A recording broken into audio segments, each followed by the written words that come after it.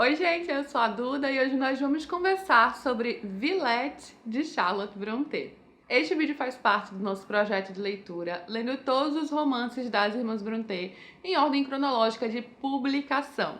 Então já estamos em Villette, que foi o último livro escrito pela Charlotte Brontë, porém não o último publicado, porque o último publicado foi o livro O Professor, publicado postumamente, que ainda será lido no projeto, será a nossa próxima leitura. Mas Villette oficialmente então encerra os escritos de Charlotte Brontë, um livro super gordinho, um tijolinho, né? Esse aqui é praticamente do mesmo tamanho de Shirley, que também é um livro muito extenso e que nós já conversamos. Se você é novo por aqui, a playlist vai estar nos cards e aqui embaixo também. Então nós já conversamos sobre praticamente todos, menos Villette e o Professor. Já tem vídeo de Jane Eyre, de Agnes Grey, do Morro dos Ventos Vivantes, da Senhora de Whitefell Hall, de Shirley. E vamos agora para o vídeo com spoilers, já que é um projeto de leitura conjunta para a gente conversar abertamente sobre a obra do livro Villette. Por onde começar a falar sobre Villette? Eu não fiz roteiro como eu nunca faço, né? Então vamos lá livremente, as ideias que vêm na cabeça. Talvez começar pelo título dessa história, Villette, que é uma cidadezinha fictícia criada pela Charlotte Brontë, porém inspirada no tempo em que ela foi professora em Bruxelas, na Bélgica, né? A gente sabe que a língua oficial de Villette, o idioma oficial, é o francês. Originalmente, o livro, escrito em inglês, possuía várias passagens em francês e que foi mantido aqui na tradição. Tem uma nota da tradutora no começo explicando, né, as escolhas de tradução. Então, sim, o livro está traduzido, obviamente, do inglês para o português, mas ela escolheu manter várias passagens em francês que, para saber o significado, você deve ir até o final do livro, onde tem sim a tradução do francês para o português, né? Respeitando então a forma como ele originalmente foi escrito, porque também em inglês, mas com passagens em francês que nem todos os ingleses conseguiriam traduzir. E claro, aqui tem a tradução dessas passagens e realmente é necessário, na maioria das vezes, pelo menos, ir até o final do livro para checar a tradução e realmente entender o diálogo. Mas isso não acontece tanto, porém, vezes o suficiente para que seja realmente necessário falar aqui. Eu não sei se isso também é uma escolha de todas as edições, né? Mas é uma escolha dessa edição aqui que para mim me agradou. Mas antes de chegar em Villette, nós temos a apresentação da personagem, a nossa protagonista, Lucy Snow. Vamos conhecer toda essa história através dos olhos da Lucy em primeira pessoa, uma experiência que a gente já teve com Jane Eyre, através dos olhos de Jane Eyre. Shirley é um livro diferente, né? Shirley eu falei pra vocês que é um livro com múltiplos pontos de vista, mas então aqui ela volta em primeira pessoa para narrar todos os acontecimentos pelos olhos da Lucy Snow, que é bastante significativo, né? Porque a narrativa desse livro realmente é uma coisa que nós temos que comentar à parte, eu ainda vou chegar lá. Mas no começo dos livros nós temos a Lucy ainda uma pré-adolescente, eu posso dizer, né? Ela não é exatamente criança no começo, ela tá passando um tempo na casa de sua madrinha e a gente vai conhecer essa dinâmica familiar ali enquanto ela está lá, nesse período muito rápido. Mas nesse período a gente percebe mais as observações da Lucy, muito mais do que a própria Lucy. Ela passa o que ela está vendo que acontece naquela casa da madrinha, né? A interação especialmente entre sua madrinha, o filho de 16 anos de idade e uma garotinha que é deixada lá pelo pai também para passar um tempo. E ela vai mostrar mais do que acontece com essas pessoas, né? Da dinâmica com essas pessoas. E isso vai ter uma importância no futuro do livro, como bem sabemos. Muito mais do que entregar sobre si, né? A gente não conhece exatamente a Lucy através dessa primeira passagem, mas sabemos que coisas acontecem na sua vida e que ela fica desamparada. Essa parte não é exatamente contada para o leitor. Ela é narrada de uma forma rápida, mas a Lucy está desamparada. E depois de trabalhar um tempo com uma senhora que também chega a falecer, ela fica, né, sem exatamente muitas perspectivas.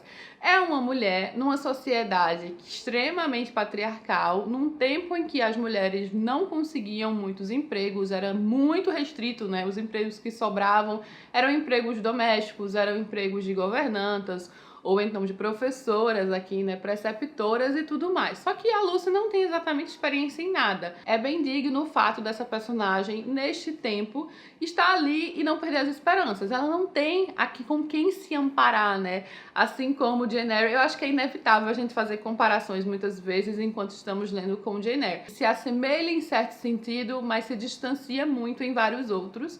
A personalidade da Lucy Snow eu acho já bem diferente da personalidade de Jane Eyre, mas também a gente vai entrar nisso depois. Mas as duas são igualmente corajosas quando defrontadas com o futuro, né? Elas precisam fazer alguma coisa para ganhar o seu sustento, elas precisam ter uma independência. A Lucy, então, vai pegar o único dinheirinho que ela tem ali e ela vai partir para Londres. Através de algumas conversas pelo caminho é que seu futuro vai sendo delineado, que ela recebe alguns vislumbres, assim, do que pode fazer, para onde ir. Então ela parte, sai da Inglaterra e vai para o continente europeu. E mais uma vez, né, o destino ali vai tomando forma. E eu falo destino, gente, mas assim, esse é um livro com um grande número de coincidências absurdas. Desde o começo é algo que salta aos olhos, o grande nível de coincidências absurdas, que só vai piorando cada vez mais. Vamos dizer então que é o destino atuando aqui numa série de coincidências e deixar isso de lado. Eu ainda vou até mencionar algumas dessas coincidências, né? Mas realmente é algo que provavelmente nunca aconteceria, de tão absurdo a quantidade de coincidências necessárias para que tudo, né, aconteça dessa forma no futuro da Lucy Snow. Mas então ela tá ali nesse navio indo para o continente e é lá também que ela recebe uma dica dessa cidade de Villette, né, com uma pessoa que ela conhece, com uma jovem que ela conhece, que está indo para uma escola, e essa escola inclusive precisa de uma inglesa.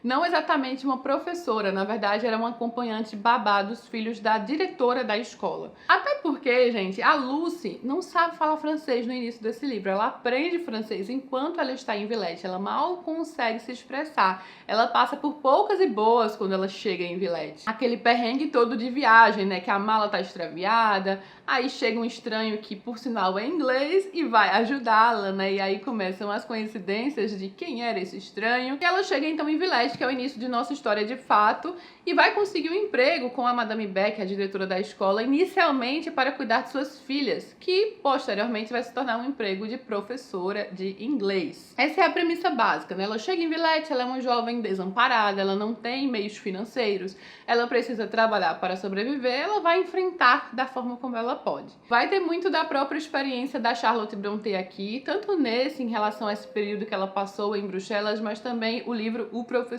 também trata desse assunto, e O Professor de fato é um livro que se passa na Bélgica. Mas algo que eu já posso dizer de antemão é que ele é um livro, perto dos outros, para mim, meio parado, sabe?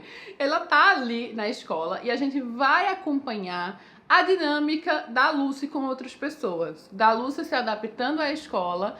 E isso é interessante, claro que é interessante em vários sentidos, né? Os personagens que estão ali habitando naquele local e também a Lucy com outras pessoas de Villette, que naquelas inúmeras coincidências, porque o estranho que a ajudou a chegar quando ela teve o problema com a mala, na verdade, era aquele garotinho que ela viveu junto lá atrás. Lembram que eu falei que ela estava morando com a madrinha, o filho da madrinha e uma garotinha? Pois então, o filho da madrinha, o Dr. Graham, também está por lá, com a sua madrinha morando em Villette. Essa é apenas uma das inúmeras coincidências. Enquanto eu estava lendo, eu pensava, nossa, a Inglaterra realmente é muito pequena e todo mundo que Lucy conheceu na Inglaterra resolveu ir morar em Villette, praticamente, né? Porque até aquela garotinha lá atrás também irá aparecer nessa história. Então o ciclo de Lucy vai se expandir. O que a gente percebe é que ela tem muito medo também de depender de alguém emocionalmente. Ela fala em vários momentos, quando ela percebe aqueles seus amigos de volta, né, a sua madrinha e o filho, e um certo desejo reprimido, um amor reprimido por esse filho, o Dr. John, ela tem muito medo de depender daquilo emocionalmente, de precisar daquela amizade, e ela se protege a todo momento disso, né? Porque ela sabe que ela só pode contar consigo mesma, que ela não deve criar coisas em sua cabeça, então ela é muito realista nesse aspecto. Quando tive um tempo livre para olhar para a vida, assim como a vida deve ser olhada por alguém como eu, descobri que ela não era nada mais que um deserto sem esperanças. Aí, pulando um pouquinho, as esperanças que são caras à juventude, que lhe dão sustento e a conduzem, eu não as conhecia e não ousava conhecer. Se elas batiam as portas do meu coração de vez em quando, era necessário impor-lhes interiormente uma barreira. Quando elas se retiravam assim rejeitadas, lágrimas bastante tristes às vezes fluíam. E ainda sobre essa questão do amor, do desejo de algo, né, desse desejo reprimido, de achar que não deve, nem ousar pensar nisso. Eu acho que também permeia muito aqui essa história a questão da beleza, porque aqui temos moças muito belas que vão passar pela história, pela Lucy, né, amigas ou não, colegas, que são desejadas, inclusive desejadas pelo seu objeto desejado, o Dr. John Graham.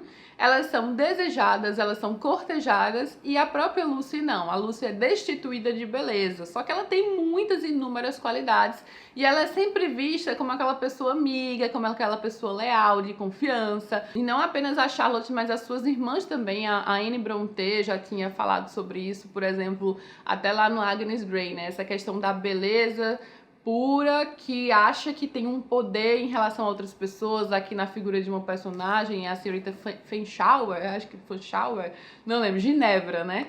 Que é essa mulher muito linda, que brinca com o sentimento dos homens.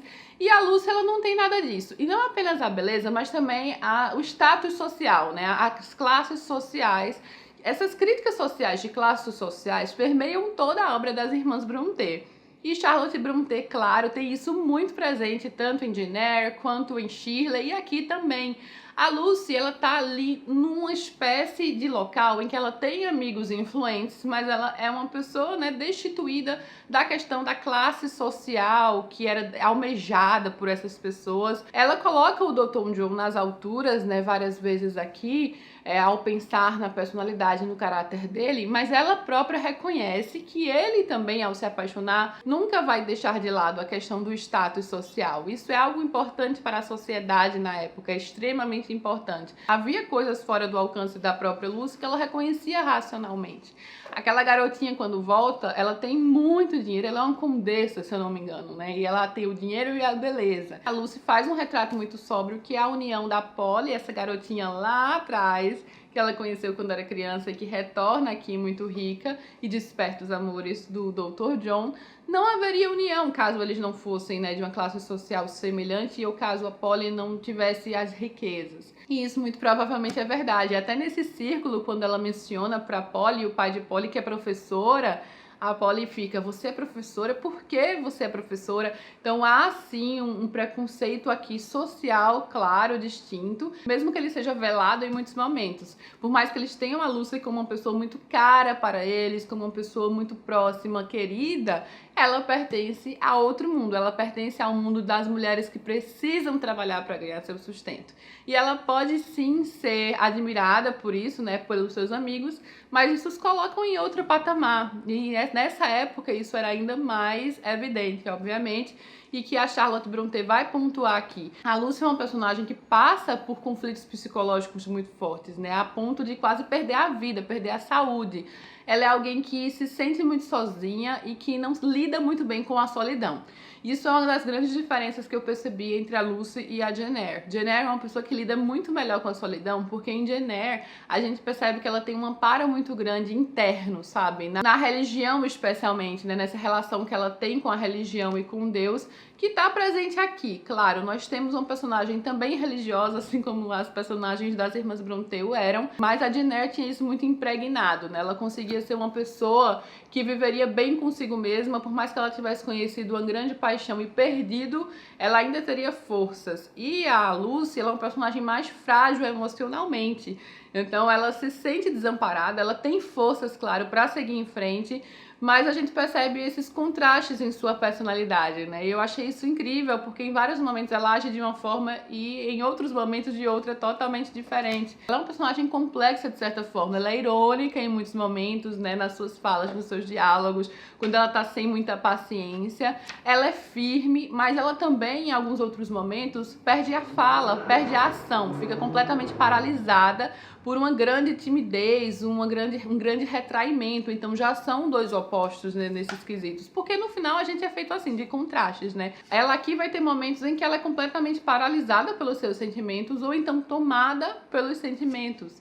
Ela é uma personagem muito interessante de acompanhar, né? É necessário que ela seja, porque realmente aqui em Villette, como eu disse, ele é um livro mais parado. Não acontece muita coisa na história, gente. Isso é algo que eu posso dizer assim em relação aos outros que eu já li da Charlotte Brontë, né? Jane Eyre e Shirley, eles são livros com mais arrebatamento, especialmente Jane Eyre, né, que é um livro cheio de arrebatamentos, cheio de acontecimentos, até com mistério. Shirley também, tem muitos, até porque tem muitos personagens, e Villette, ele se sustenta mais na Lucy. Então ela é sim uma personagem interessante, e a narração da Lucy, né, como falei que eu ia comentar sobre a narração, é muito interessante, porque é em primeira pessoa, mas ela não nos conta tudo a todo momento. Ela tá narrando já depois de muitos anos essa história, então ela já sabe tudo o que aconteceu, né? Obviamente, ela tá contando a história de sua vida, mas em alguns momentos ela guarda algumas informações para si e só solta para o leitor depois. Um exemplo disso é quando ela descobre quem é o Dr. John. Ela não percebe de imediato que o Dr. John é o mesmo Graham de sua infância, mas ela nota e ela mostra para o leitor que ela percebeu algo, mas ela não conta o que é e só conta bem depois.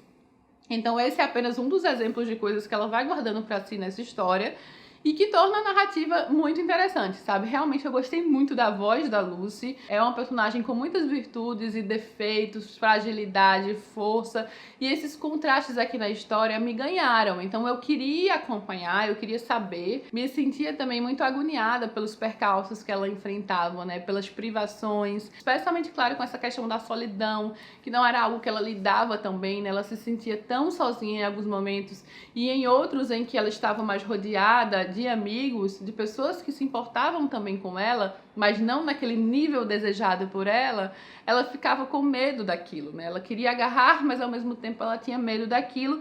E ela é uma personagem muito sóbria, assim, muito racional em vários momentos, né? Ela percebe as coisas como as coisas são. E ainda sobre essa questão emocional e psicológica da Lucy Snow, esse declínio psicológico, colapso que ela passa, né? Eu acho que também é um livro que vai até abrir essa questão da saúde mental, que era algo zero comentado nessa época, gente, porque isso foi progredindo com o passar dos anos. Estamos falando aqui do século XIX, não se comentava sobre saúde mental, e sim sobre a saúde corporal física, né? E aí ela própria menciona, né, sobre estar deprimida. O mundo consegue entender muito bem o processo de perecer por falta de comida. Talvez poucas pessoas consigam investigar ou acompanhar até o fim o processo de ir enlouquecendo por causa do confinamento solitário. Eu achei incrível que, na verdade, o que a gente já tem aqui é justamente uma preocupação nas questões mentais, nos problemas psicológicos, e aí entrando até na depressão, né? Porque eu acho que a gente pode, eu não sou da área, mas eu acho que a gente pode falar que a Lucy estava em depressão em alguns momentos aqui. Ela se diz deprimida, né? E ela tem um grande colapso até de ficar com a saúde deteriorada, perto da morte. Então, ela não ia ter esse amparo sobre sua saúde mental numa época como essa.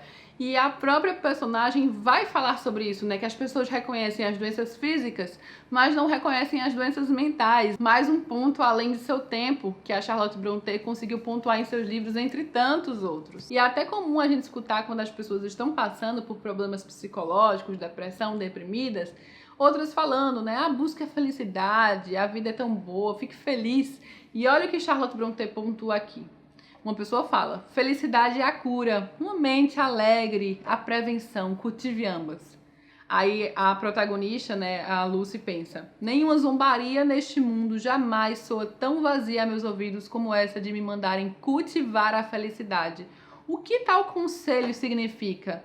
A felicidade não é uma batata para ser plantada em um terreno e cuidada com adubo. Ela faz análises de personalidades aqui muito interessantes. É algo que eu já tinha percebido muito forte no livro Shirley, como os personagens eram apresentados em poucas páginas com a personalidade e o caráter delineado, e a gente tinha uma visão muito concreta de quem eles eram. Só que aqui em Villette a gente tem um retrato em primeira pessoa. Então esse retrato, ele vai mudando também aos poucos, porque a gente não tem sempre a mesma opinião sobre alguém. Isso é algo muito importante para se ter em mente em relação a outro assunto que eu ainda vou entrar na história, que é muito importante aqui em Villette.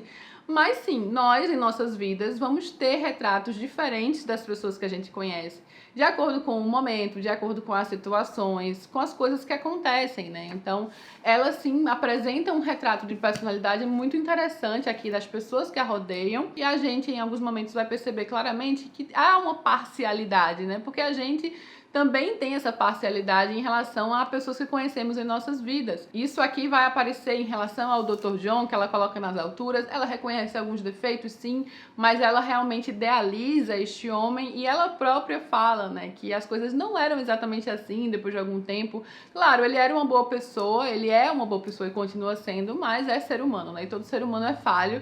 E aqui ela idealiza este homem até porque ela tinha uma certa paixão por ele. Algo que ela vai enterrar, porque ela sabe que não vai dar frutos nunca. E ela diz até, num ponto da história, né, aquela questão da beleza que eu falei, da classe social, que também ela nunca idealizou para si um amor por beleza, né, porque ela sabe que não era aquilo que estava guardado para ela. Uma impressão pessoal que eu preciso comentar também, que é algo até que me incomoda, é que em Villette, a Lucy Snow, a todo momento, ela exalta que há uma coisa guardada muito boa no futuro de algumas pessoas e outras já são fadadas ao fracasso, ao infortúnio. E sim, isso é um fato, gente. Só que eu acho que aqui é muito utilizado a religião para justificar isso. E me incomoda o fato da religião ser utilizada para justificar as injustiças sociais do mundo, sabe? Até preconceitos sociais, injustiças, como a vida não é nada fácil para algumas pessoas e é uma maravilha para outras. E aqui a todo momento ela menciona algo do tipo, que é como se algumas pessoas fossem abençoadas por Deus para ter essa vida maravilhosa e outras não. E eu discordo totalmente disso, porque isso só vai justificar o status quo, né? Como se as injustiças sociais e a pobreza extrema e a riqueza aqui, porque essas pessoas abençoadas aqui são os ricos, né? Então, e a riqueza aqui fossem justificativas para Deus escolher essas pessoas. Eu acho que isso era um pensamento muito vigente, né? A religião era muito utilizada para justificar muitas injustiças sociais. Acho que eu até me marquei uma das passagens aqui, esse é um livro muito marcado por mim, em que ela pensa mais sobre isso. Eu acho que sim. Aqui, a providência tem protegido e cultivado você, não somente para seu bem, mas acredito que para o bem de Graham. Ela tá falando sobre Polly aqui. A estrela dele também foi afortunada. A estrela dele, então, foi escolhida, né, pela providência para brilhar. Ela continua. Algumas vidas são abençoadas dessa maneira. É a vontade de Deus, é o traço comprovador e a evidência duradoura do Éden. Outras vidas desde o início percorrem outro caminho. Outros viajantes se deparam com um tempo instável e tempestuoso, bravio e variável. Isso é fato, gente, claro que é. Mas não é porque Deus tem os seus escolhidos. Até porque os escolhidos aqui são duas pessoas extremamente privilegiadas por beleza e riqueza, sabe? Então, assim, não, o Graham, tudo bem, não é podre de rico, mas ele teve dinheiro, né? Ele está ali trabalhando como médico enfim, tem uma posição na sociedade. Mas é uma pessoa realmente privilegiada ali. Então, em vários momentos aqui nessa história eu realmente me irritava quando ela ficava justificando que algumas pessoas merecem ser muito felizes porque elas são escolhidas divinas ali por Deus, sabe? Aqui nessa mesma página ela diz que nada disso pode acontecer sem a sanção de Deus. E eu sei que entre as obras ilimitadas dele, em algum lugar está guardado o segredo dessa justiça final do destino. Eu sei que os tesouros dele contêm a prova e a promessa de sua misericórdia.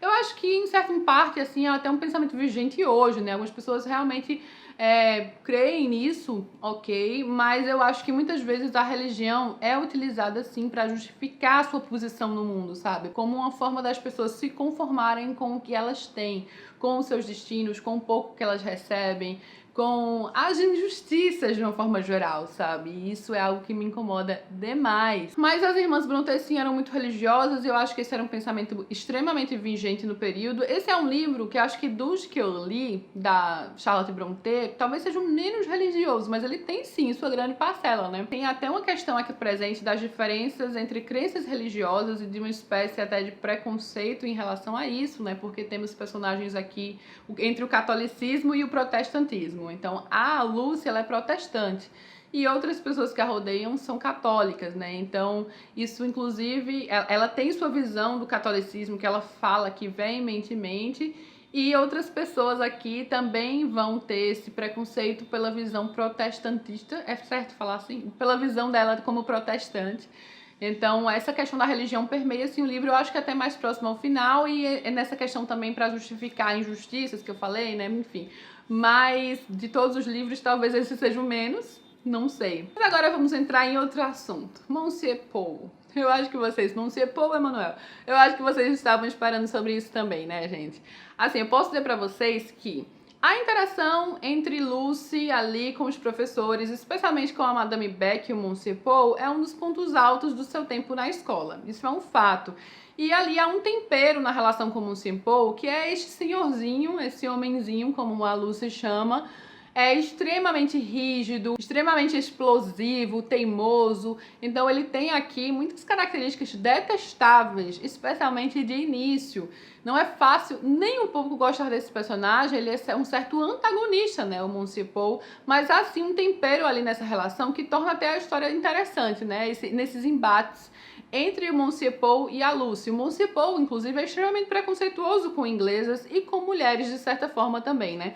Porque, de certa forma, eu digo porque era um pensamento muito vigente na época, né? Enfim, eu acho que não tem muito como desvencilhar que na época os homens não viam as mulheres no mesmo patamar de inteligência ou em vários outros, né? Então, é muito fácil hoje em dia se criar romances de época com ideias feministas. Já estamos criando esses romances hoje, mas na época não era bem assim, né? Então a gente vai encontrar sim muito sexismo. É natural encontrar muito preconceito em histórias que foram escritas no século XIX.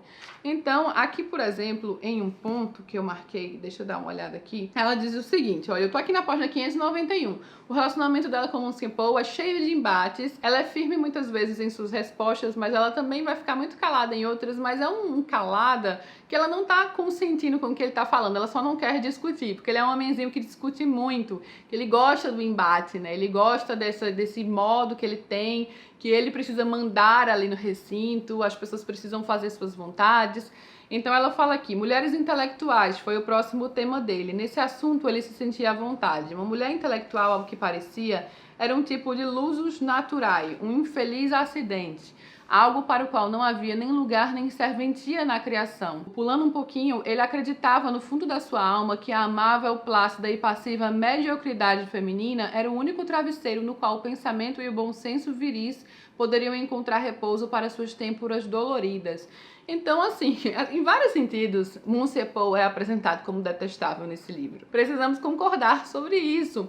Inclusive nas discussões dele com Lucy, né? Em muitas discussões ele usa palavras depreciativas, xingamentos de fato, né? Então, a troco de nada, às vezes ele explode. Quando ela tá ali no museu esperando o Graham, ela tá olhando para um quadro, ele meio que a proíbe de olhar para aquele quadro, ele acha que não é apropriado, ela tem que olhar para outro, assim, um negócio super sem graça, ela tem que ficar ali olhando para a parede.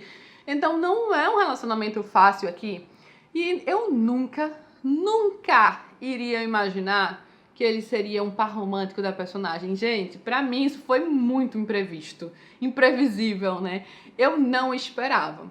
Por boa parte do livro, quando começou a se delinear uma espécie ali de entendimento entre eles, eu até parei e pensei, eu não acredito que Monsieur Paul vai ser um interesse romântico de Lucy Snow, sabe?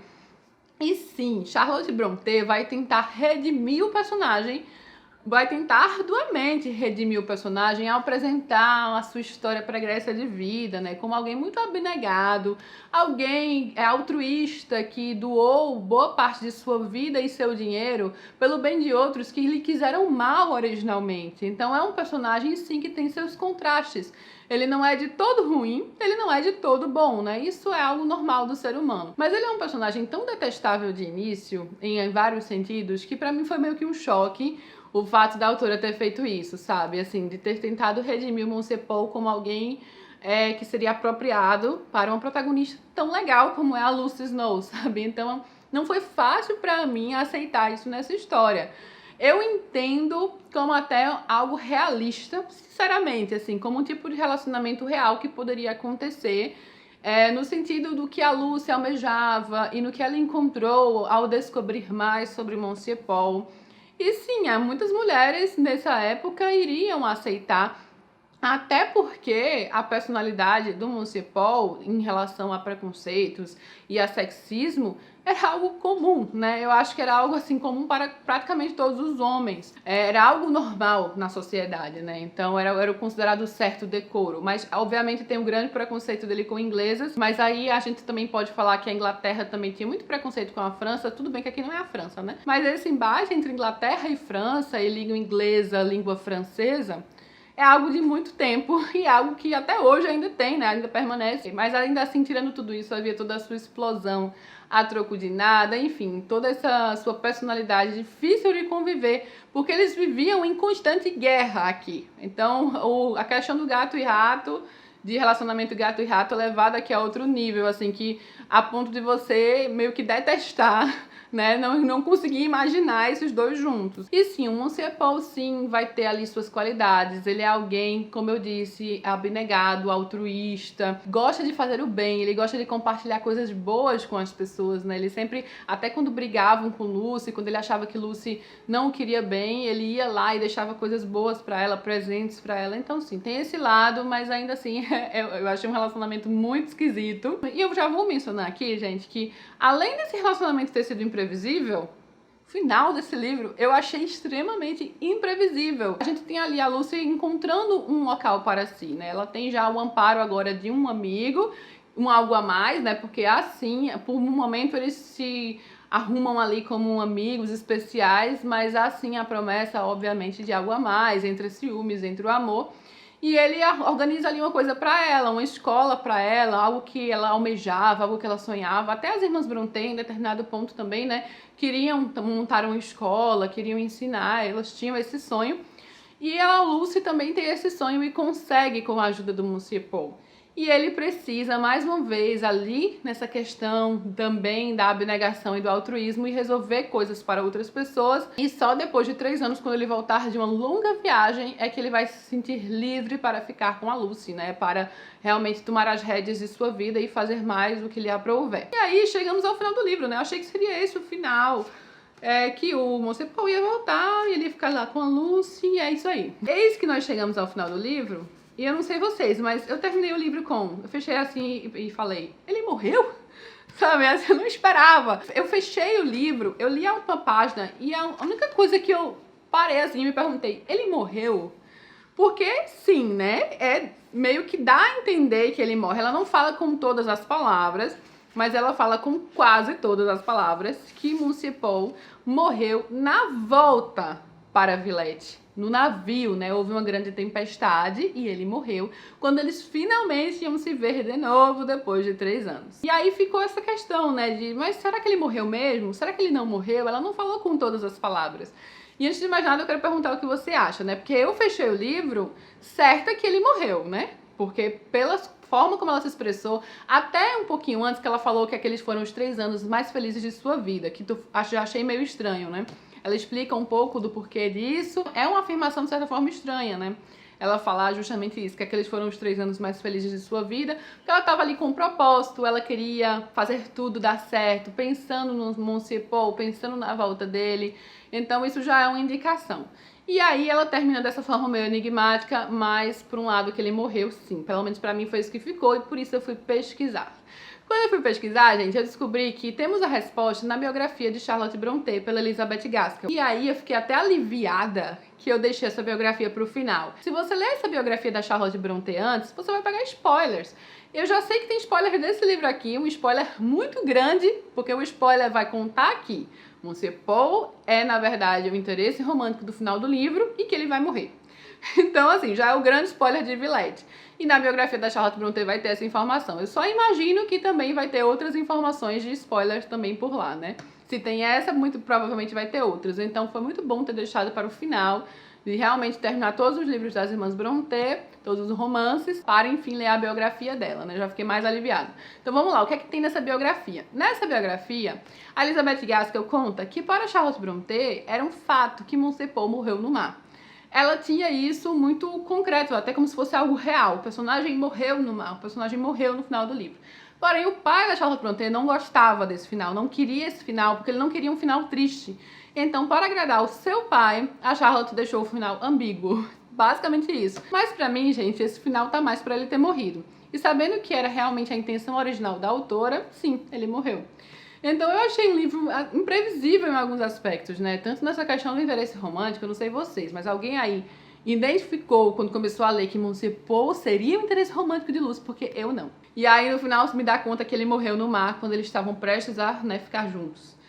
Então foi assim uma experiência diferente num romance histórico, né? Que na verdade, eu chamo de romance histórico, romance de época, esses clássicos, mas há até uma certa questão, né, de que na verdade eles não são, eles são romances contemporâneos para as suas épocas. Eles foram escritos nessa época, então eles são tidos, parece, como romances de costumes, né? Mas enfim, eu chamo de romance histórico, romance de época. Pra mim, nesses clássicos assim, foi imprevisível, sabe? Esse final, eu não esperava esse final. Eu quero muito saber o que vocês acharam disso. Se pra vocês, quando vocês terminaram também, ficou claro assim que ele morreu, ou se não, se vocês acharam que ele, né, sobreviveu. E é uma opção que eu acho que o leitor pode fazer, porque ela acabou não dizendo com todas as palavras, mas sim, né, essa curiosidade extra, que na verdade, para Charlotte Brontë, o Monsieur Paul morreu. No final das contas, gente, Villette foi pra mim uma leitura agradável. Sim, eu achei, de todos os que eu li até o momento da Charlotte Brontë, o mais parado. Acho que em alguns momentos ele foi especialmente perdendo um ritmo. Há algumas páginas que, no final das contas, eu acho que não fariam tanta falta, coisa que eu não senti nos outros. Eu não senti nem isso em Shirley, que é um livro muito longo, tá?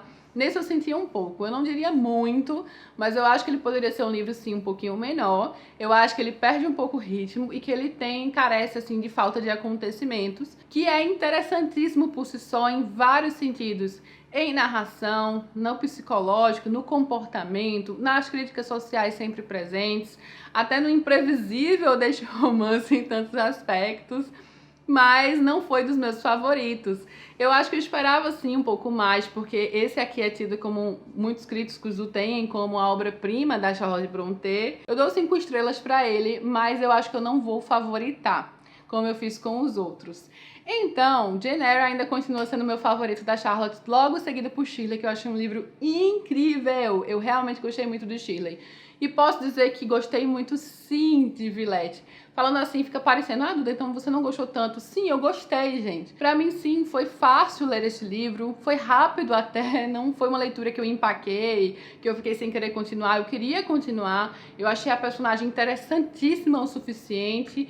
E eu gostei tanto de tantas coisas, né, que eu já pontuei aqui. Mas eu acho que vale mencionar, assim, que ele é um livro sem muitos acontecimentos. Ele é um livro sobre uma personagem que vai trabalhar numa cidadezinha, aprende francês, torna-se professora, e sobre as interações que ela tem ali naquela cidadezinha como uma mulher nessa época que estava buscando sua independência e que tem sua independência, mas que também enfrenta vários outros problemas, né? Entre eles a solidão extrema e o desamparo em que ela se encontra, questões que ela aos poucos vai trabalhando em sua cabeça, um amadurecimento, sim, um grande romance de formação, de fato, né? Este é um romance de formação, então a personagem passa por um amadurecimento, nem de longe uma decepção, tá? Eu acho que só não foi tudo que eu esperava, mas nem de longe uma decepção. Ainda assim, considero um excelente clássico. Conta aqui embaixo, por favor, vou adorar saber. Espero muito que vocês tenham gostado do vídeo, de acompanhar. Eu sei que ficou um pouco longo, mas eu espero que tenham gostado dessa conversa. Também tô louca pra saber qual foi a sua impressão. Vamos conversar nos comentários. Não esquece de curtir aqui embaixo, tá, gente? Isso é bem importante para ajudar na divulgação do vídeo. Se inscreve no canal para receber todos os vídeos em primeira mão. E vamos agora partir para a leitura de O Professor. Beijo enorme a todos e até a próxima!